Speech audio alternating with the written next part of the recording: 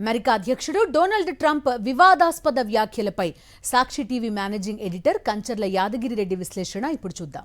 గడిచిన గురువారం నాడు ప్రపంచ యవనికపై ఒక వికృత దృశ్యం ఆవిష్కృతమైంది. ఏ దేశమైతే స్వేచ్ఛకు సమానత్వానికి కేర్ ఆఫ్ అడ్రస్ అని చెప్పుకుంటుందో, ఏ దేశమైతే వలసదారుల రక్తం చెమట చుక్కల పునాదుల మీద నిర్మించబడిందో ఆ దేశ అధ్యక్షుడు డొనాల్డ్ ట్రంప్ ఆ రోజు భారతీయ వలసదారులను ఉద్దేశించి చేసిన వ్యాఖ్యలు అత్యంత దురదృష్టకరమైనవి. భారతీయులు నరకం నుంచి వస్తున్నారంటూ ఒక లేఖను సోషల్ మీడియాలో షేర్ చేయడం అత్యంత దారుణమైన విషయం. ఇది ఒక దేశాధ్యక్షుడు చేయాల్సిన ప్రకటన కానే కాదు. ఇది ఒక జాతి మేధస్సుపై చేసిన దాడి. ఇది 140 కోట్ల మంది భారతీయుల ఆత్మగౌరవానికి తగిలిన గాయం. ట్రంప్ వ్యాఖ్యలను ప్రపంచం చీత్కరిస్తోంది. భారత్ ఏనాడు ఎవరికీ హాని చేయలేదని, అది ఒక గొప్ప నాగరికత అని ఇరాన్ వంటి దేశాలు సైతం ట్రంప్ ట్వీట్ ని ఖండిస్తూ భారత్ గొప్పతనాన్ని చాటి చెబుతుంటే, అమెరికా అధ్యక్షుడు మాత్రం అంధకారంలో ఉండిపోయారు. అధ్యక్షుడు ట్రంప్ గారు, ఒక్కసారి చరిత్ర పుటలు తిరగేయండి. అమెరికా 35వ అధ్యక్షుడు జాన్ ఎఫ్ కెన్నడీ తన అ నేషన్ ఆఫ్ ఇమిగ్రెంట్స్ గ్రంథంలో ఏమన్నారో తెలుసా?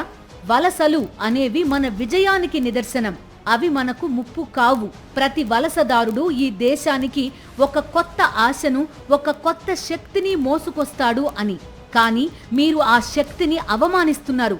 మీ అహంకారపు పునాదుల కింద ఉన్నది భారతీయ మేధస్సు అని మర్చిపోకండి. అమెరికా వెన్నెముక భారతీయులే అన్న విషయాన్ని విస్మరించకండి. అసలు భారతీయులు లేని అమెరికాని ఊహించడం అసంభవం. గణాంకాలు ఏం చెబుతున్నాయో మీరే చూడండి. సుందర్ పిచాయ్ లేని గూగుల్, సత్య నాదెళ్ల లేని మైక్రోసాఫ్ట్, అరవింద్ కృష్ణ లేని ఐబిఎం, శంతను నారాయణ్ లేని అడోబ్, ఇవి కేవలం పేర్లు కావు. అమెరికాను ప్రపంచానికి నాయకుడిగా నిలబెట్టిన మేధావులు వీళ్లు. మీరు ఈ రోజు వాడుతున్న విండోస్ నుంచి సెర్చ్ చేస్తున్న గూగుల్ వరకు ప్రతి అణువులోనూ భారతీయుడి మేధస్సు ఉంది. అమెరికాలోని అత్యంత శక్తివంతమైన 500 కంపెనీల్లో దాదాపు 35% కంపెనీల సారథులు భారతీయులే. వీరు లేకపోతే అమెరికా స్టాక్ మార్కెట్ కుప్పకూలిపోతుంది. అమెరికా జనాభాలో భారతీయులు కేవలం 1.5% మాత్రమే. కానీ అమెరికాకు చెల్లించే మొత్తం ఆదాయ పన్నులో భారతీయుల వాటా దాదాపు 6%. అంటే 300 పైచిలుకు బిలియన్ డాలర్లు. అంత పెద్ద మొత్తంలో ఖజానాకు పన్నుల రూపంలో ఇస్తున్నది భారతీయులే. అంతేకాదు, అమెరికాలో ప్రతి 4 వైద్యుల్లో ఒకరు భారతీయులే. భారతీయులు కనుక ఒక్కరోజు సమ్మె చేస్తే అమెరికా ఆసుపత్రుల్లో రోగుల దీనావస్థ ఏమిటో ఒకసారి గుర్తు చేసుకుంటే పరిస్థితి తీవ్రత అర్థమవుతుంది. ఒకవేళ భారతీయులు అక్కడ నరకాన్ని సృష్టిస్తే ఆ నరకంలో నుంచి అమెరికన్లను కాపాడే దేవుళ్ళు ఎవరు? అంతెందుకు, మీరు గొప్పగా చెప్పుకునే నాసాలోని శాస్త్రవేత్తల్లో 36% మంది భారతీయులే. అమెరికా మాజీ అధ్యక్షుడు రొనాల్డ్ రీగన్ అన్న మాటలు మీకు గుర్తున్నాయా? అమెరికా తన శక్తిని వలసదారుల నుండే పొందుతుంది. ప్రపంచం నలుమూలల నుండి వచ్చే అత్యుత్తమ ప్రతిభే మన దేశాన్ని అగ్రరాజ్యంగా ఉంచుతుందని ఆయన నమ్మేవారు. ఇరాన్ వంటి దేశాలు కూడా భారతీయ నాగరికతకు మద్దతుగా నిలుస్తూ ట్రంప్ విజ్ఞతను ప్రశ్నిస్తున్నాయంటే ప్రపంచ వేదికపై అమెరికా ఒంటరి అవుతుందనే దానికి ఇది సంకేతం. అమెరికా గత 50 ఏళ్లుగా గ్రీన్ కార్డ్ ఆశ చూపి మన దేశంలోని అత్యుత్తమ మేధస్సును దోచుకుంది.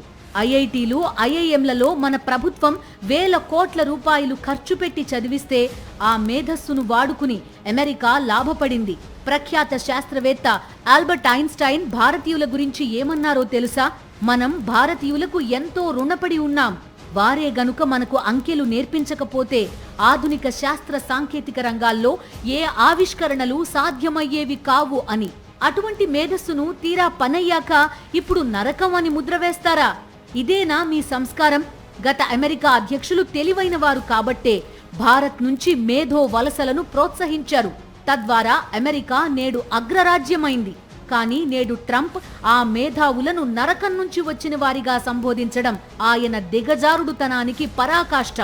ఏ నోటితో అయితే భారతీయులను దూషిస్తున్నారో అదే నోటితో మళ్లీ భారతీయ ఐటీ కంపెనీల సాయం కోరడం ఆయన ద్వంద్వ నీతికి నిదర్శనం. అమెరికా అభివృద్ధి చెందింది వారి సొంత తెలివితేటలతో కాదు, ప్రపంచ వ్యాప్తంగా ఉన్న మేధావులను, ముఖ్యంగా భారతీయులను ఆకర్షించి వారిని వాడుకోవడం వల్ల మాత్రమే. ఈ విషయంలో భారత ప్రభుత్వం ఎందుకు మౌనంగా ఉంది? మన దేశ గడ్డపై పుట్టి ఇక్కడి నీరు తాగి ఇక్కడ చదువుకుని అమెరికాను నిర్మిస్తున్న మన మేధావులను అవమానిస్తుంటే మన ప్రభుత్వం ఎందుకు మౌనంగా ఉంది? ఇది దౌత్యపరమైన అంశం మాత్రమే కాదు, ఇది మన దేశ గౌరవానికి సంబంధించిన విషయం. అబ్రహం లింకన్ అన్నట్టు, ఒక దేశానికి మేధో సంపత్తే నిజమైన సంపద. ఆ సంపదను మనం పరాయి దేశాల పాలు చేసి అవమానాలు పడడం ఇక చాలు. పొరుగున ఉన్న చైనా గూగుల్ లేకుండా నడవగలుగుతోంది, వాట్సాప్ లేకుండా ఉండగలుగుతోంది. మరి భారత్ ఎందుకు అమెరికన్ యాప్లపై ఆధారపడాలి? మన డేటాను వారు వాడుకుంటూ మన దేశం నుంచి బిలియన్ డాలర్ల కొద్దీ వ్యాపారం చేస్తూ మనపైనే అహంకారం ప్రదర్శిస్తే ఎందుకు మౌనంగా ఉండాలి? మేక్ ఇన్ ఇండియా అనేది కేవలం నినాదం కాదు, అదొక నిప్పు కణిక కావాలి. మన మేధావులతో సరికొత్త సోషల్ మీడియా ప్లాట్ఫామ్స్ తీసుకురావాలి. చైనా తరహాలో మనం కూడా మన సొంత డిజిటల్ సామ్రాజ్యాన్ని నిర్మించుకోవాలి. అమెరికా అధ్యక్షుడు ట్రంప్ వ్యాఖ్యలపై భారత విదేశాంగ శాఖ కేవలం ఖండనలతో సరిపెట్టకూడదు. మన టెక్కీలను, మన డాక్టర్లను వెనక్కి రమ్మని భారత ప్రధానమంత్రి ఎందుకు పిలుపునివ్వకూడదు? గూగుల్ లేదా ఏఐ సెర్చ్ ఇంజన్లకు ప్రత్యామ్నాయంగా మనం సెర్చ్ ఇంజన్లు తయారు చేయలేమా? వాట్సాప్ కి బదులు మన సొంత మెసేజింగ్ యాప్ తీసుకురావడానికి ఇంకా ఎంతకాలం పడుతుంది? ఆత్మ నిర్భర్ భారత్ ఇది కేవలం వస్తువుల తయారీకే పరిమితం కాకూడదు. ఇది సాఫ్ట్వేర్, డిజిటల్ రంగాల్లో కూడా ప్రతిబింబించాలి. చివరిగా అధ్యక్షుడు ట్రంప్ గారు వినండి, మీరు నిర్మిస్తున్న గోడలు మనుషులను వేరు చేయొచ్చు, కానీ మేధస్సును ఆపలేవు. అమెరికా తన వినాశనాన్ని తానే కోరుకుంటుందని మీ వ్యాఖ్యలే నిరూపిస్తున్నాయి. భారతీయులు లేని అమెరికా ఒక శూన్యం. ఇకనైనా మన భారతీయ యువత ఆలోచించాలి. మన మేధస్సు మన దేశాభివృద్ధికి ఉపయోగపడాలి. విదేశీ యాప్లను బహిష్కరిద్దాం, స్వదేశీ పరిజ్ఞానాన్ని వెలిగిద్దాం. మన ఆత్మగౌరవాన్ని తాకట్టు పెట్టే అమెరికా కళ మనకు వద్దు. భారతీయ మేధస్సు ప్రపంచానికి దిక్సూచి కావాలి.